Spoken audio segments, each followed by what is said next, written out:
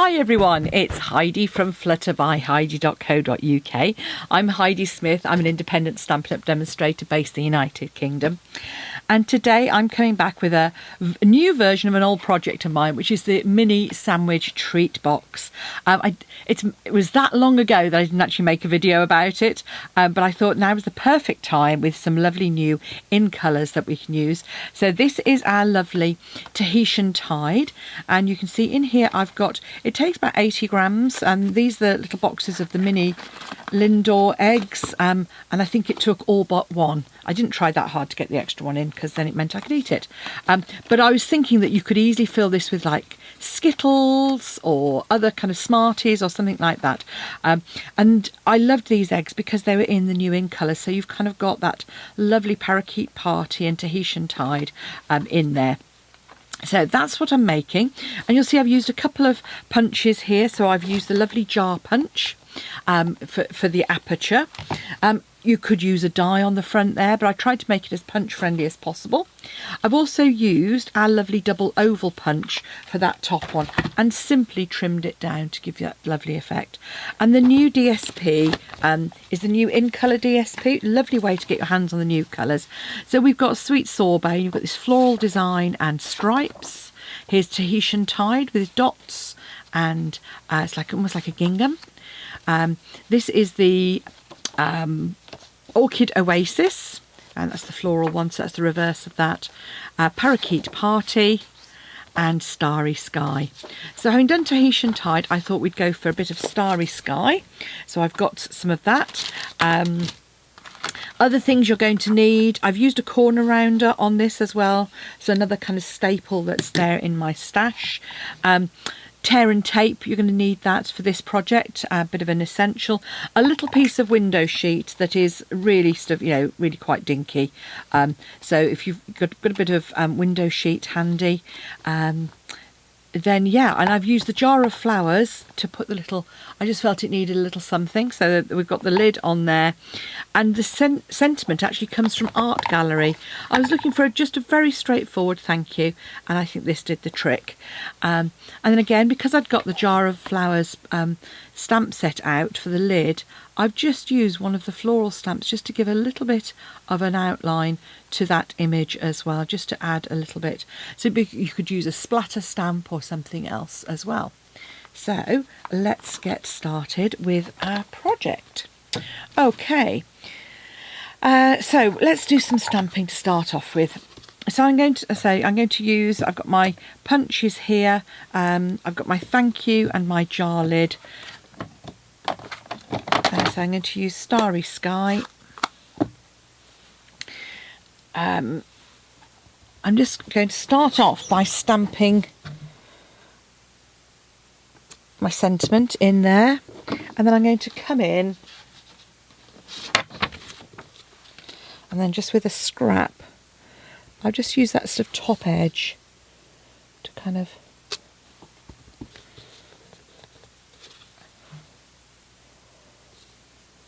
there we go. Okay, and then I shall just slide that in. So it's about an inch. I'm just going to pop that in the centre there and punch that out. Then I'm going to do my jar lid. And for that I've just used our basic grey. You could do something a little bit more exciting. You could always add in the, I'm just going to pop it down towards the bottom edge. You could always add in some foil if you'd got it handy, if you wanted to. And then having done that, you see why I've just punched it to the edge, because we're just going to slide that in and punch that top section. Whoops. And it'll probably need a bit of trimming as well. So I'll just grab my snips and just trim along that straight edge, much easier. So there's our couple of stamped images. If you wanted to add a bit of extra interest to this, what I've done is I've inked up the edge. So I'm just cutting the edge of that oval off. and I'm eyeballing it. Simple as that. And then to get the edge to it, because I wanted a layer but I didn't want obviously the big oval, I'm just rolling that in the edge of my ink pad. You will need to pop it to dry. Like, these ink pads are quite juicy as well at the moment, so there we go. So that's all the stamping we're going to do. So now we can get on with our construction. So I have cut some of the cardstock already just to make life a little bit easier for me. So I've got a piece of 10 by 10 cardstock, a piece that's 18 by 4.5 and a piece that's 11.2 by 6.5.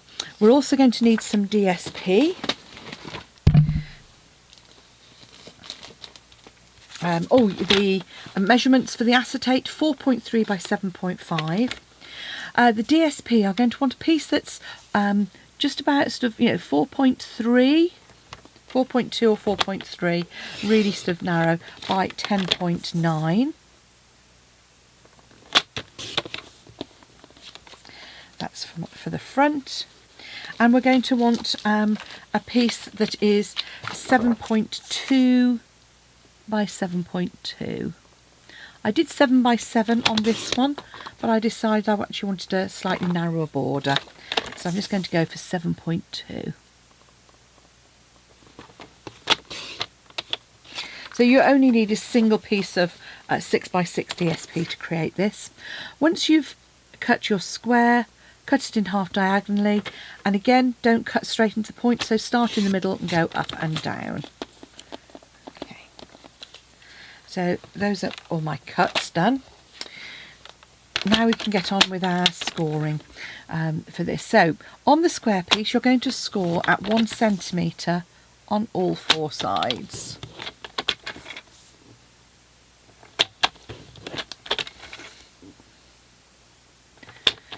And then cut in half diagonally.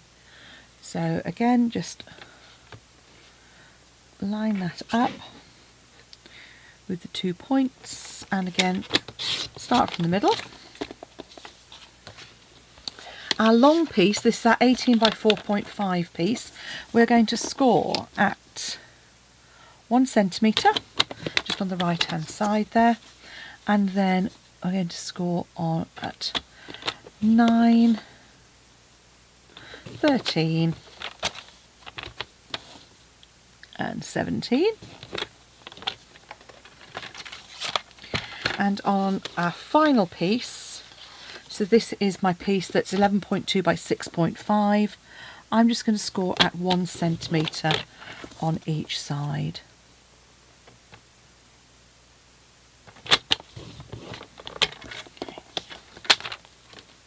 So pop our trimmer away. So box making, we're going to want our bone folder handy, and we're going to want our snips. So this is the front piece. I'm going to angle the corners there.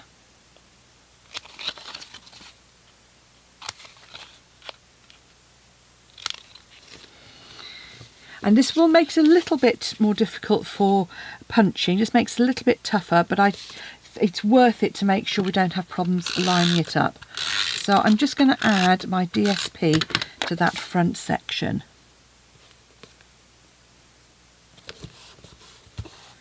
And just burnish that well as we go down. And then what I'm going to do is come in with my, do it the other way, with my punch, and you want to just line up. It is only by eyeballing it, but I'm just looking at the very top there and just making sure that my jar is kind of in the middle of those 2 score lines. And then push down well, and that is one where it's really worthwhile doing it on a hard surface. Just give it a bit of a wiggle to get it out. Okay, so that's that punch used. I'm then going to come on to my sides, and with each one you're going to chop the corner off and then angle at each one. Each end, I should say.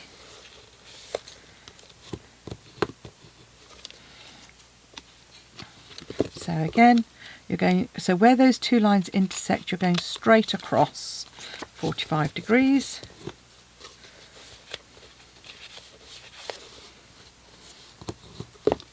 And then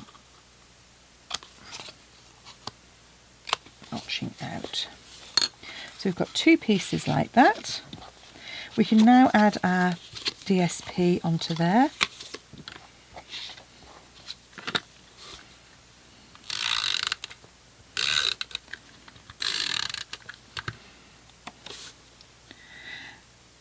And again, all I'm going to do is I'm using the corner there to line it up. I just think the 7.2 just gives a slightly narrower border, which is worth it. I kind of like this tone-on-tone colour. It would look really good, I think, this one, if you actually use this DSP on the Orchid Oasis, that lighter colour as well. Then all I'm going to do with this one is just reinforce those score lines. And at the one end, the one with the shorter section, we're going to corner round. Again, if you haven't got a corner rounder, then you could just angle it if you wanted to. There we go. Then at the other end, we're just going to take away a little bit of that excess to help it tag in. So, next step is to add, and this is probably the trickiest bit of the project, is to add the window sheet. And the only reason is because it's quite a narrow border around it. So you could use a variety of tapes. I'm going to use my Seal Plus, and I'm just going to come above and below my jar, and then on here these pieces are actually little short strips. Let me see if I can find an edge. And all I'm going to do, actually, it's pretty easy to show you, is just kind of dab that on each edge. You know, this isn't a substantial box. You could use, if you've got some fine red tape, that would work really well as well.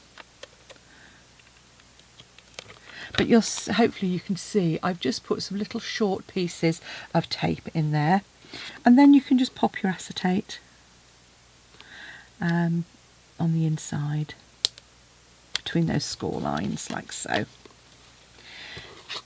Add your jar lid, and that should just poke straight in to the top there and just fit flush into there as well. So now we're going to start constructing. As I said, tear and tape is the key to this. So we're going to want tear and tape. You want to come up right close to that score line on these.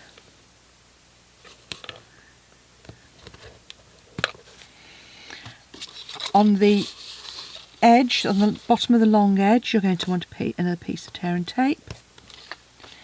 And then on the sides here, you just want to come part of the way up. Now if you want to be precise, you can. So if you imagine this is going to sit like this, so you want to come all along the bottom edge and part way up the side edge. And so on the opposite one we're going to do the same. So all the way on the bottom edge and just part the way, so about halfway up on side. And now if you get it wrong, I'll show you a little hack to make sure you don't get too much stickiness elsewhere. So pop our long piece onto the edge here. I find it easiest by folding it and just lining it up like so. So you've now got a long piece. And then we're now going to do our construction. So this is our long edge. I'm just going to peel that back.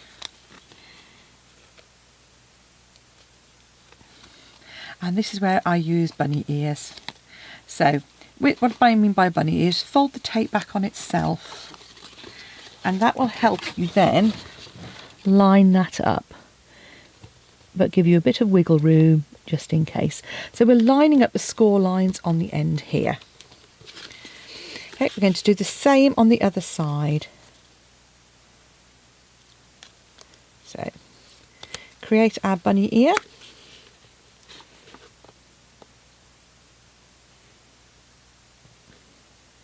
Like so. And when we're happy with it, just pull that tape away and slip down. Now if you did as I did and just accidentally tear it, then just go to the other end. If you've got your pokey tool or take your pick with the, mine's got its embossing end on it at the moment. There we go. See again. All you're doing is just trying to give yourself a little bit more time to do this. So I'm going to come up the back edge.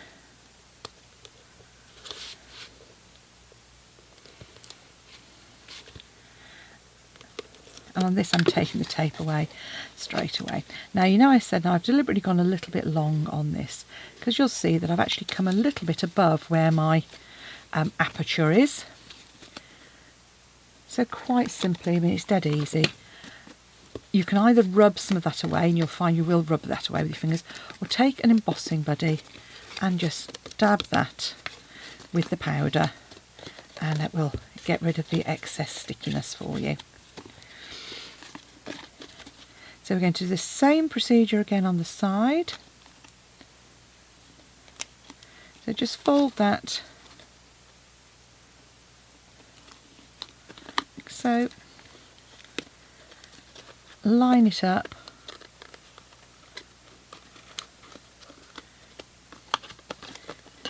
this is sort of the trickiest little bit, just tuck that in, line it up,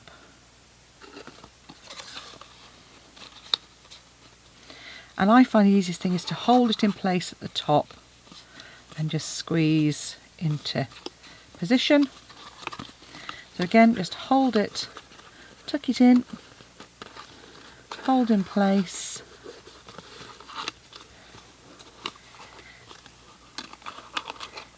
add your treats, and all that remains is to grab a couple of dimensionals